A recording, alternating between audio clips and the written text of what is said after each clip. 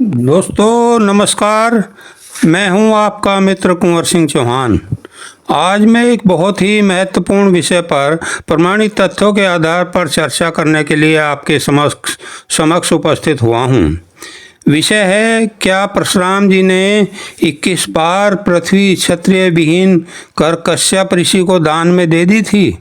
इस विषय की सत्यता की परख करने के लिए हम रामायण, जय संहिता, भारत, महाभारत, वेद पुराण, पुरातत्वविदों की खोजें, पौराणिक कालखंड, ग्रेगोरियन कैलेंडर के अनुसार कालखंड, इतिहासकारों द्वारा दी गई जानकारियों के आधार पर सच्चाई का पता लगाने का प्रयास करेंगे।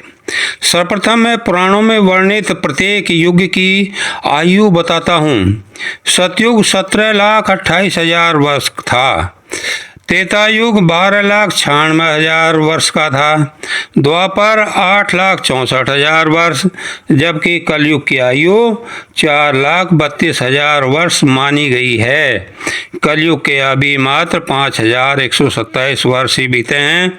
परशुराम जी त्रेता में भी थे तथा द्वापर में भी थे। इस प्रकार उनकी आयु 21,60,000 वर्ष हुई, जबकि आयुर्वेद में मनुष्य की चिरायु 100 वर्ष बताई गई है। अतः आयुर्वेद के अनुसार कोई भी मनुष्य 21,60,000 वर्ष जीवित नहीं रह सकता। अब मैं ग्रेगोरियन कैलेंडर के अनुसार द्वापर युग की अति महत्वपूर्ण घटनाओं के कालखंड पर विचार करता हूँ। इन घटनाओं के बारे में हम उपेंद्र सिंह की पुस्तक a history of ancient and early radicals India में लिखा है कि महाभारत काल 1400 बीसी के आसपास का था। बीबी लाल, जो प्रसिद्ध पुरातत्वविद हैं, इनके शोध के अनुसार महाभारत से जुड़े पुरातात्विक प्रमाण लगभग 1000 बीसी के आसपास हैं। एच.डी. संकलिया ने महाभारत की घटनाओं को 1000 बीसी तथा 1200 बीसी के आसपास का माना है। रोमिला थापर ने महाभारत की घटनाओं को 1000 बीसी के आसपास का माना है। एच.डी. संकलिया के अनुसार रामायण की मूल घटनाएं 2000 बीसी व 1500 बीसी के आसपास की मानी गई हैं। धनुष युग की घटना 1600 बीसी के आसपास की हैं, जिसमें परशुराम जी भी उपस्थित हुए थे। परशुराम जी व कार्तवीर्य अर्जुन जी ने सहस्रभाव कहते थे का युद्ध 1700 बीसी तथा 1600 बीसी के मध्य हुआ था। एफ.ई. पार्जेटर के अनुसार परशुराम जी का काल 1600 बीसी तथा 1700 बीसी के आसपास का माना गया है, जबकि एच.डी. संकलिया के अनुसार परशुराम जी का काल 1500 बीसी से 2000 बीसी के आसपास का माना है। मेरा मानना है कि इस संबंध में अभी और शोध की आवश्यकता है। अब मैं कश्यप ऋषि के बारे में बताता हूँ। ब्रह्मा के पुत्र मरीचि थे।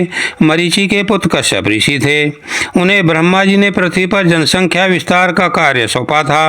वे वस्त मनु महाराज से भी पहले थे और इन्हें प्रजापति माना जाता है। पौराणिक मान्यताओं के अनुसार परशुराम जी व कश्यप ऋषि के बीच एक युग का अंतर था। अतः परशुराम जी द्वारा समस्त पृथ्वी को कश्यप ऋषि को दान देने की बात निराधार है, क्योंकि वो तो माता रेणुका के गर्भ से एक युग के बाद पैदा हुए थे। परशुराम जी त्रेता में भी थे। अतः मैं इनके समय के क्षत्रिय राजाओं के नाम बताता हूँ। मैं कुछ ही राजाओं के नाम बता रहा हूँ। त्रिशंकु, हरिश्चंद्र, राजा सगर, राजा दिलीप, राजा भगीरथ, राजा अमरीश, राजा नौब, राजा ययाति। इसके अलावा भी राम की 64 पीढ़ियों ने समस्त देश पर राज किया था। परशुराम जी के समय महाराज दशरथ अयोध्या के राजा थे।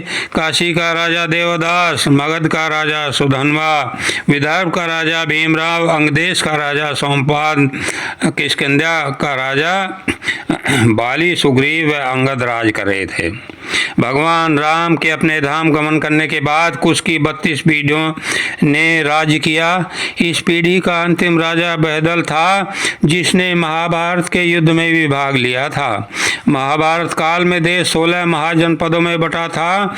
प्रत्येक राज्य का एक स्वतंत्र क्षत्रिय राजा होता था। अंग देश का राजा कर्ण, मगध का राजा जरासंध, काशी का राजा देवदास, कौशल का राजा बृहदल, वत्स का राजा उदयन, अवंती का राजा प्रद्युम्न, चेदी का राजा शिशुपाल, कुरु का राजा धृतराष्ट्र, पांचाल का राजा द्रुपद, मत्स्य का राजा विराट, मथुरा का राजा उग्रसेन, अस्मक का राजा अरुण, गांधार का राजा शकुनि और कंबोज का राजा सुदक्षिण, वज्जी का राजा चेटक और मल का राजा मलराज था। इस प्रकार से सभी क्षत्रिय राजा उस समय राज कर रहे थे। महाभारत के समय हय्य वंशों की संख्या सर्वाधिक थी। उस समय भी परशुराम जी उपस्थित थे। इसी वंश में भगवान श्री कृष्ण ने जन्म लिया और उन्होंने महाभारत के युद्ध में भी भाग लिया था तथा गीता का उपदेश दिया था। यदि परशुराम जी हय्य वंशियों को भी समाप्त कर देते तो हय्य वंशी महाभारत के समय जो सर्वाधिक उनकी संख्या थी वो नहीं होती। महाभारत के आदि पर्व के अध्याय 94-95 में लिखा है कि देवव्रत अर्थात पितामह भीष्म की माता गंगा उन्हें बचपन में ही इंद्रलोक ले गई थी, जहां उन्होंने देवताओं से शस्त्र व शास्त्र की शिक्षा दिलाई थी।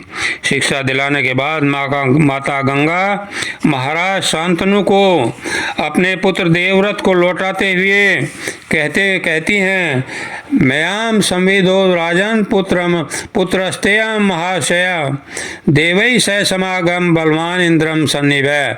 अर्थात हे राजन, यह आपका पुत्र मैंने पाला पोसा है, देवताओं के साथ रहकर इंद्र के समान बलशाली हो गया है। अंबा के लिए परशुराम जी व पितामह भीष्म के बीच युद्ध हुआ था। इसमें खुलकर दिव्य अस्त्रों का प्रयोग हुआ था। यह युद्ध 23 दिन तक चला था। इस युद्ध में पितामह भीष्म ने परशुराम जी को अपने शस्त्रों से ढक दिया था। इसका प्रमाण यह है, ततो भीष्म शरै तीक्ष्णी परशुराम अर्ष्यते सर्वस्व समरे राम सर्वशय अवाकिरत। अर्थात पितामह भीष्म ने इतने तीक्ष्ण बाण चलाए कि परशुराम जी पूरी तरह ढक गए थे। इसके बाद भीष्म ने एक प्रस्पावन नामक अस्त्र था, उसको चलाने की तैयारी की। तो इसमें कहा गया है कि तत्प्रस्पावनम नाम अस्त्रम भीष्म प्रत्यपद्यत तदस्त्रम प्रेक्ष्य लोका सर्वे व्यतिष्ठ। अर्थात जब भीष्म ने प्रस्वापन नाम का अस्त्र उठाया, उस अस्त्र को देखकर परशुराम जी के साथ साथ सभी लोग अत्यंत चिंतित और विचलित हो गए थे। अब मैं महाभारत और पुराणों की सत्यता की बात बताता हूँ। महाभारत का मूल नाम जय संहिता, श्लोकों की संख्या 8800, नाम बदलकर भारत किया गया, श्लोकों की संख्या 24,000 हो गई। फिर नाम बदला और महाभारत नाम किया गया, श्लोकों की संख्या 1 लाख हो गई। पुणे के भंडारकर ओरिएंटल इंस्टीट्यूट ने 40 वर्षों तक हजारों पांडुलिपियों की तुलना की तथा क्रिटिकल एडिशन एडिशन तैयार किया। उन्होंने 25,000 श्लोकों को स्वीकार नहीं किया और 25,000 श्लोकों को बाद में जोड़े हुए माना गया। विष्णु पुराण तथा भगवत पुराण में क्षत्रियों को 21 बार विनाश की बात लिखी गई है, जबकि महाभारत में अनेक बार विनाश की बात कही गई है। अतः एक रूपता के अभाव के कारण जो है यही बात सत्य प्रतीत नहीं होती है, क्योंकि यदि सभी ग्रंथों में गणना 21 बार की हुई होती या फिर अनेक बार ही लिखा होता तो इस बात की सत्यता में वास्तविकता थी। विष्णु पुराण तथा भगवत पुराण एक ही समय में नहीं लिखी गई, बल्कि ये कई शताब्दियों में विकसित की गई। इनमें समय समय पर संशोधन भी किया गया और नए अंश भी जोड़े गए। मौखिक परंपरा के आधार पर भी तथ्य जोड़े गए, कथाओं में बदलाव भी किया गया तथा स्थानीय कहानियों का समावेश किया गया। विभिन्न क्षेत्रों की अलग अलग प्रतियां मिलती हैं जिनमें श्लोकों की संख्या और कथाओं में भी अंतर है। इससे सिद्ध होता है कि पुराणों में की कथाओं को मनमाने ढंग से लिखा गया है और उनकी घटनाओं को भी परिवर्तित किया गया है। कार्तवीर्य अर्जुन के वध की बात सभी ग्रंथों में स्वीकार की है, किंतु मेरे बताए गए त्रेता युग तथा द्वापर युग में किसी भी राजपूत क्षत्रिय राजा से परशुराम जी का युद्ध होने का प्रमाण नहीं है। परशुराम जी धनुष यज्ञ में पहुंचे थे तथा अपने क्रोध से सभी राजाओं को डराना चाहा, तो महाराज दशरथ के एक बालक लक्ष्मण ने परशुराम जी से कहा था, यह कुमड़ बतिया को नहीं ये तरजनी देख मर जाई, अर्थात यहाँ कोई कद्दू की बाती जैसा कमजोर नहीं है जो उंगली दिखाने मात से डरकर मर जाएगा। परशुराम जी ने भगवान राम से धनुष पर प्रत्यंचा चढ़ाने को कहकर उन्होंने भगवान राम की परीक्षा लेनी चाहिए थी। भगवान राम ने परशुराम जी के धनुष पर तुरंत प्रत्यंचा चढ़ा दी थी। इससे उन्हें विश्वास हो गया था कि साक्षात विष्णु के अवतार हैं तथा अपना धनुष भगवान राम को सौंपकर तपस्या करने चले गए थे।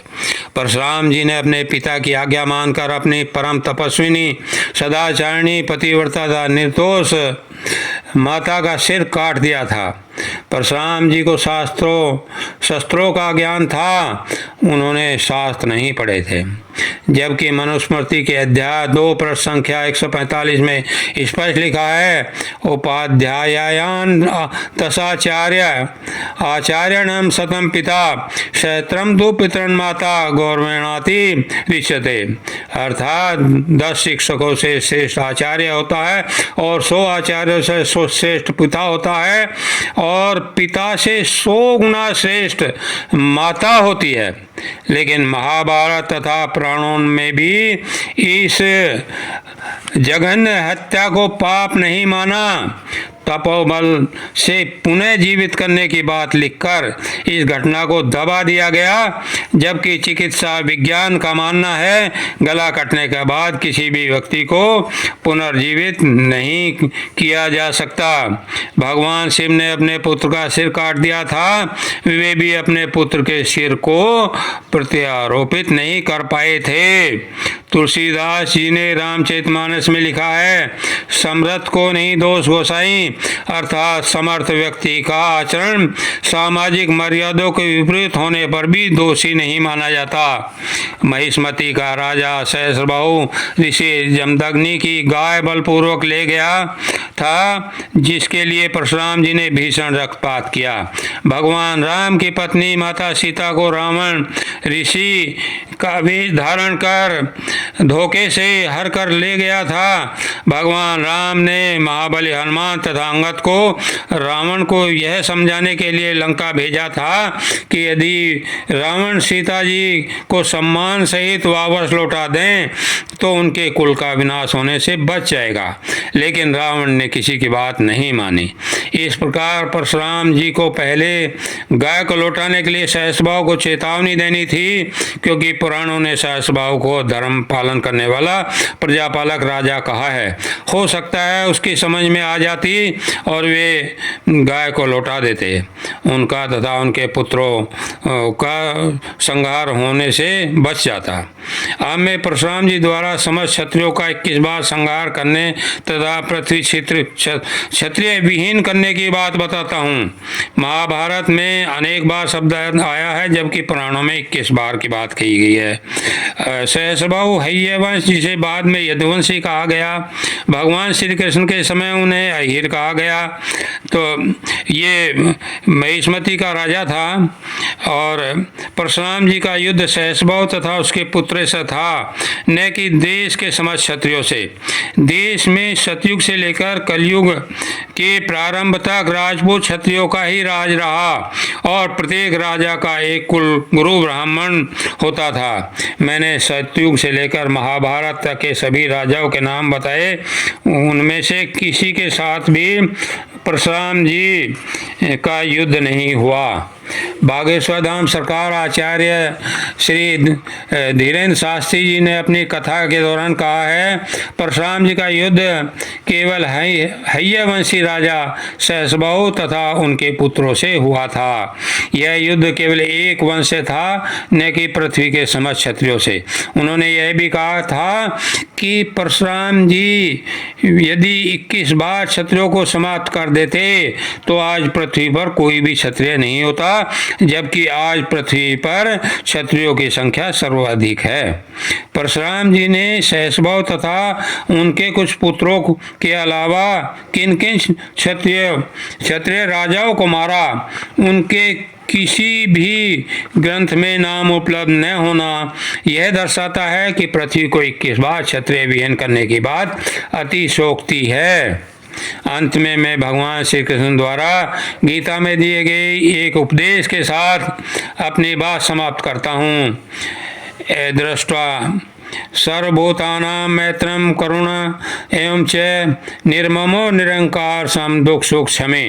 अर्थात जो व्यक्ति सभी प्राणियों से द्वेष नहीं करता, सबका मित्र है, दयालु है, अहंकार से रहित है, वही श्रेष्ठ है। धर्मयोग द्वारा हमारे धर्म ग्रंथों में ऐसे झूठे तथ्यों को जोड़ा गया जिनसे जातियों में बटा भारतीय समाज सदैव एक दूसरे से द्वेष मानता रहे।